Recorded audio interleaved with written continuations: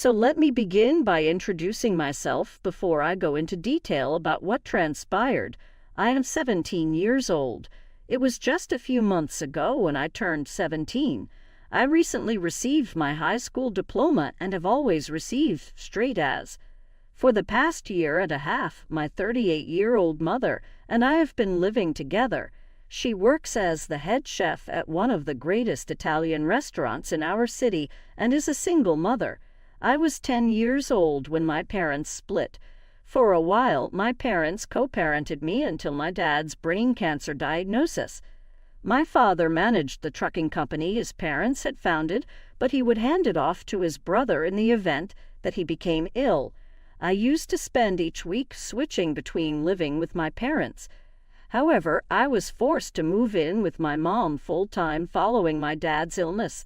Despite my frequent visits, I missed living with my dad since, in my opinion, we had always been more closer than with my mother. It's just that my mom has always been a bit too riled up for us to truly get along. We disagreed all the time. She used to constantly argue with my dad, and when we got divorced, it was me. I didn't mind sticking with her, though, because she had her nice times as well.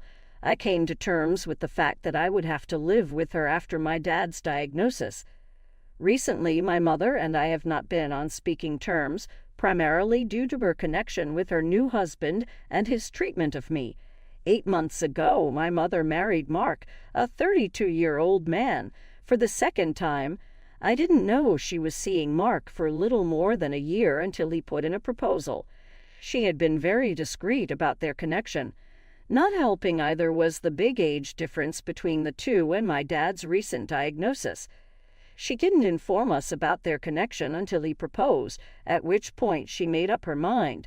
I was left with no option but to accept it at that moment. It was primarily due of his excessively pleasant demeanor that I never liked or trusted Mark.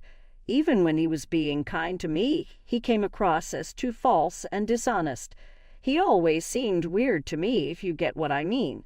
Naturally, I was unable to tell my mother that for fear that she would believe I was deliberately attempting to dissuade her from getting married or doing some other absurd thing.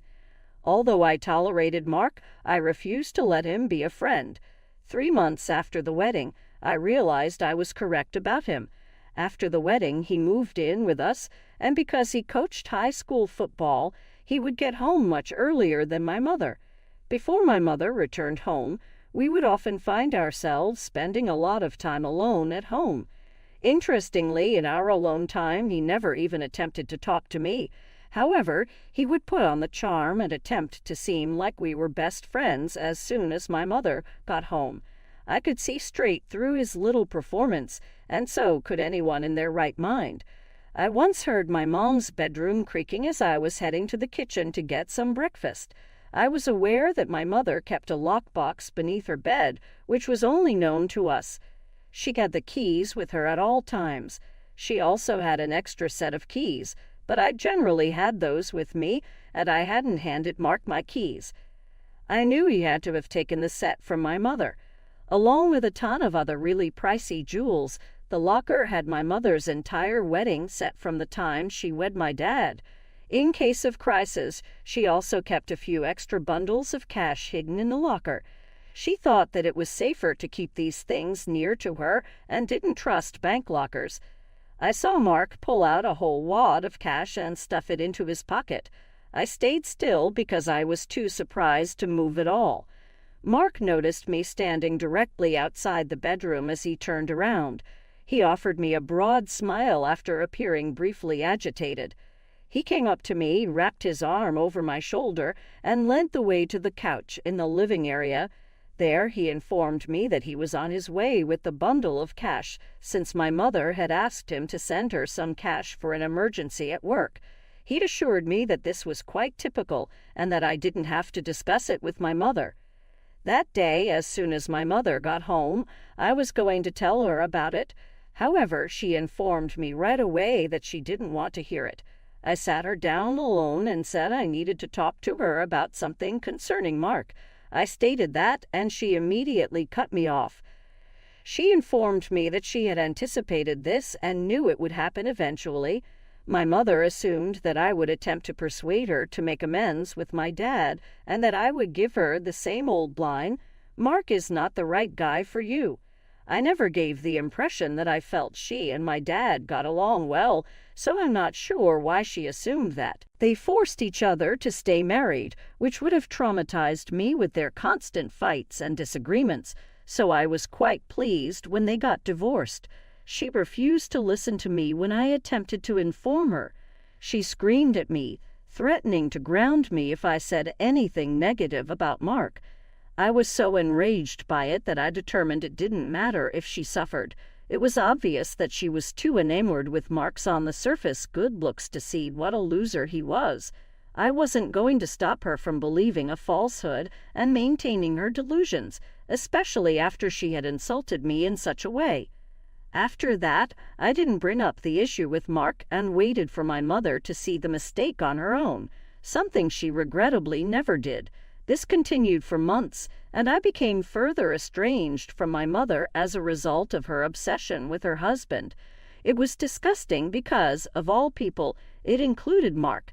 Then, around a week ago, my mother made the decision to have a conversation with me about something extremely serious. My mother and I were alone as it was the weekend and Mark was off with his buddies. Initially, I assumed she had some horrible news regarding my dad, but she quickly refuted that and began droning on about other topics. After a while, I became impatient with her and ordered her to stop wasting time, as I had no idea what she was attempting to say. She screamed out that Mark had informed her he didn't feel secure with me and that I made him feel unwelcome, and she really wanted me to leave the house right away. Even though I knew my mother was in love with Mark, I didn't see this coming. It didn't make sense to me to kick out your own daughter because of your husband's fear about almost nothing. I was aware that Mark was worried that I would tell my mother about the event in the locker room and that one day I would make her remove her rose-colored glasses and see Mark for the real guy. However, my mother had made sure that I didn't say anything to her beyond that point, so he didn't need to worry. That was how she had responded to me when I tried to tell her the truth. Anyway, I was so filthy tired of my mother that I simply answered, "Okay then," without even trying to dispute with her. I stood up and began packing. I was packed with a hammering wrath in my mind. To be honest, all I wanted to do was wait for Mark to get home before hitting him in the face. However, I later came up with a better plan after discovering my mother's extra locker keys. My mom was in the living room watching television when I sneaked into her room. After grabbing her bag and removing the keys, I took them away. In addition, I put a letter in her bag telling her to speak with Mark if she wanted to find out where her original keys were. I was determined to ensure he would not get away with this. Upon finishing the packing of my books, clothes, and other necessary items, I made my way to the living room to bid my mother farewell. She seemed astonished, as if she had not really anticipated my packing and leaving that day. That's why she hadn't been helping me and had instead been watching TV in the living room. She hugged me farewell after swiftly getting over her first astonishment. She appeared content with the circumstances and did not have a single tear in her eye. It was painfully obvious that she saw none of this to be objectionable. My dad lived in the suburbs, some 2,000 miles away, so I left the house and got on the bus that would take me there. I used to live with my mother in part because of that. My dad continued to receive therapy and required many hospital stays. His brother, who lived with him, looked after him.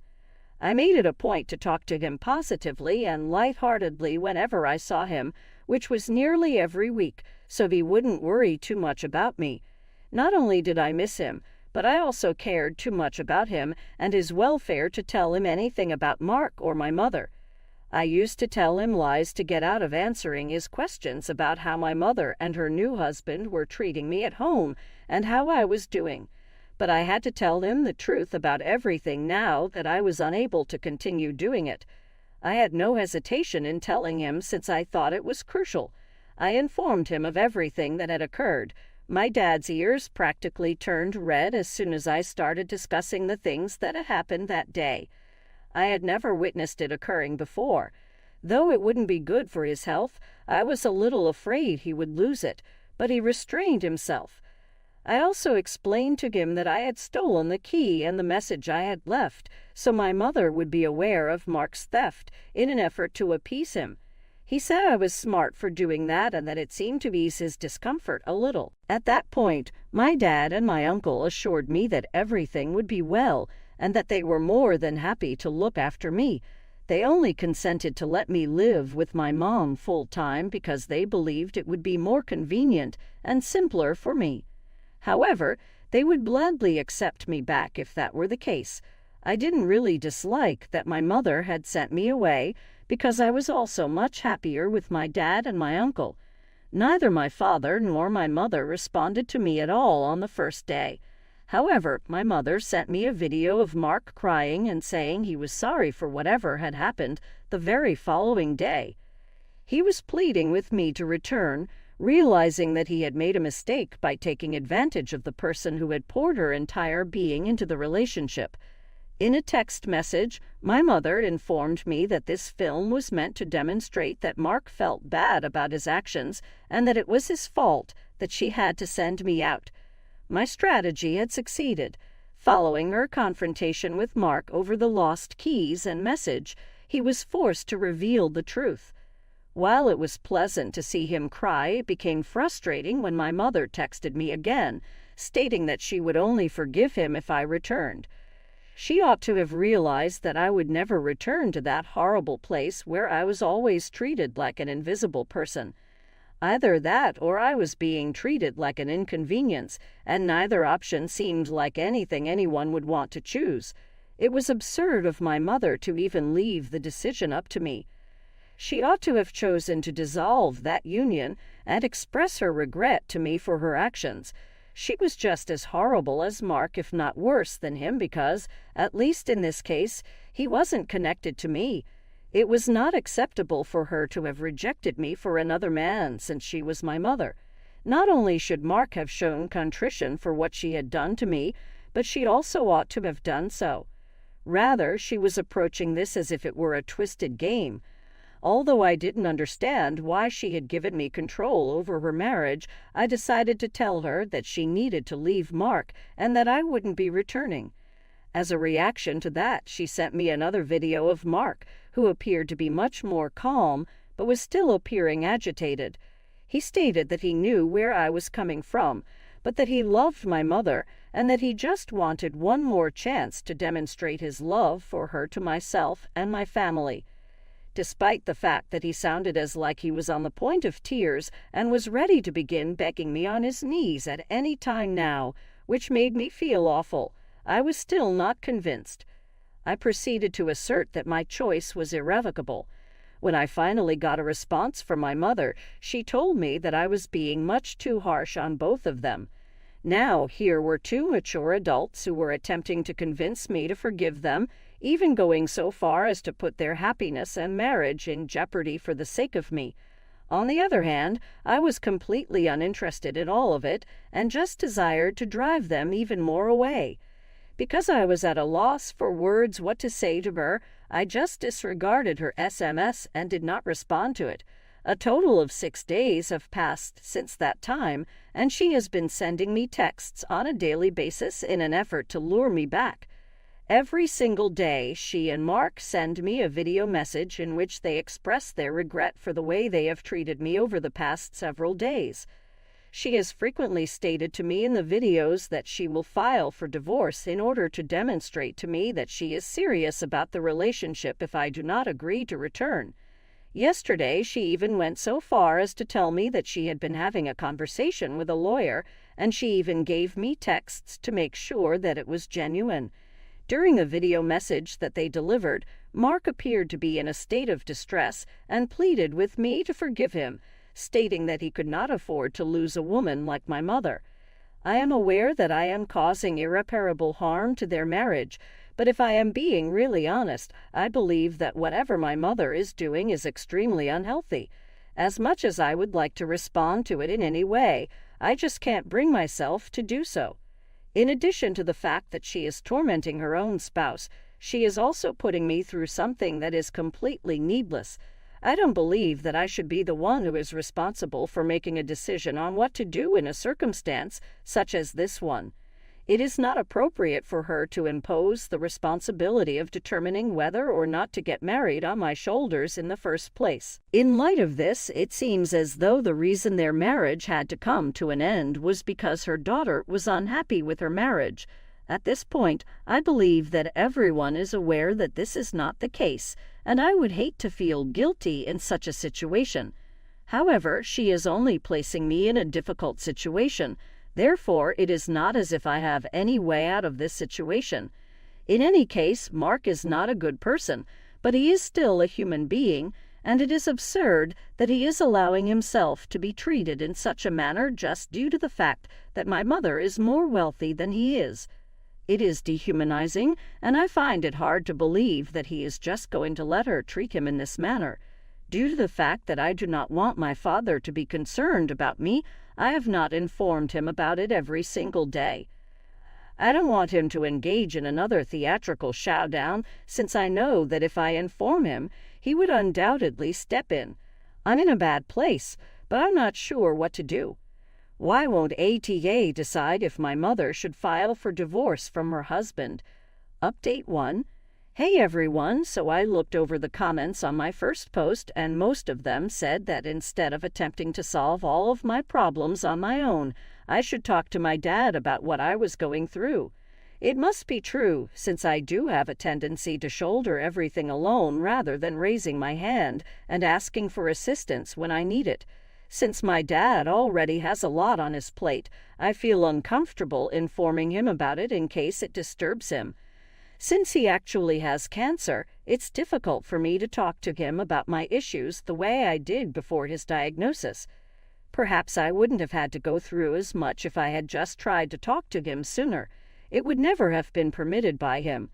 I finally told my dad about my mother's unhealthy habits this time. He grabbed her and gave her a hard time. She attempted to explain to my dad that this was not his concern, but he refused to listen. He assured her that he would make sure she never saw me again and that he would be seeking for full custody. Even though my dad and I realized Mom didn't truly care about me, she was arguing against it. When she learned that she had lost custody of her only child due to her decision to prioritize her marriage above her daughter, she became more concerned with what other people would think of her. She wasn't battling with my dad because she loved me. Rather, it was because of me. She had never even attempted to be a better mother, which is something she would have been if she had loved me. It was simply too late now. My dad gave me an explanation of the same things that individuals had said in the comments after I spoke with my mom on the phone. Since I was his daughter, I didn't hesitate to approach him when I had an issue. He could never consider me a burden as a father. He had a duty to look out for me, and his disease would not stop him from providing for me and resolving my issues when he needed to. To be honest, I started crying at that time because it made me realize that, despite his seeming weakness, my dad was still strong on the inside. I eventually broke down because, for the first time in a very long time, I felt loved and protected. My dad reminded me of that emotion again, but I had entirely forgotten about it because of my mother and Mark. I will always be appreciative to him for his unwavering protection of me in the face of illness. Oh my, it sounds so corny, but I'm glad it rings true for me. Second update. I have complete custody as my dad has requested, and my mom will not be allowed any visiting privileges. I'm just a year away from being a legal adult, so it doesn't really matter. But my dad claimed he no longer had faith in my mother. It's clear that having Mark in her life has changed her perspective. She emailed me recently to let me know that, despite my knowledge of my dad's illness, I had let her down by including him in this. She labeled me a manipulative and self-centered brat. She continued by saying how glad she was that she hadn't truly divorced Mark because of what I had said. Because of the petty person I was accused of attempting to provoke friction between them, although I had failed. Now more than ever, she and Mark were stronger. She would be happy to relinquish custody of me since, in any case, I'm not worthy of being her daughter. I don't care about the other few of incredibly hurtful things she said. She is the one who failed as a mother, and no amount of talk will make that any different. She knows that, which is why she's acting so defensive right now. She doesn't even care that my maternal grandparents have threatened to cut her off. She is very devoted to Mark. About this woman, I'm at a loss for words. Growing up, my mother and I had our disagreements, but this is ridiculous. I think she's beyond help. Even trying to make their daughter understand some common sense hasn't succeeded, at least not from my grandparents. We're not going to be able to do that if her own parents are unable to make her come to her senses. Her parents are still able to see me since my dad has been so gracious, and they have never done anything wrong. I only hope she could have learned from them and been able to have a positive connection with her ex-husband even after their divorce. My mom's parents did all in their power to raise her to be a strong, accomplished lady, even though they are divorced. She is over 40 years old now, therefore they cannot be held accountable for anything she has done up to this point. Sadly, my mother has fallen short in every way, as a mother, a wife, and even as a daughter. Third update. Hello everyone, today was indeed a day of mixed emotions. I am now free from my mother since she finally gave up her parents' legal claim to me. I chose to go with my father to the signing, therefore this was probably the last day I would see her. She didn't even look at me. She didn't even recognize my existence. Honestly, I had no idea how to feel, and I still do not. I suppose I'm relieved as well as sad. I'm not sure, I simply feel conflicted about everything. It was not shocking that Mark wasn't present, since the thief had most likely lost all courage to confront me following the events that transpired. In any case, the only things that truly wounded me were my mother's acts. He has no place in my life and should go to hell. To cheer me up today, my dad and uncle took me out to supper, which did help a bit. We also found out 2 days ago that my dad is gradually but steadily improving. It would be very appreciated if everyone could simply pray for him to overcome his illness, since there is a genuine chance that he will. I can't lose my dad since I adore him, and he is now the only parent I have. I simply am unable to. Although my uncle is wonderful, he is not my father, and no one will ever be the same. I'm not sure how much time I have left with him, but all I want is for our time together to be filled with nothing but happiness. I do, however, ask that you continue to pray for us. We appreciate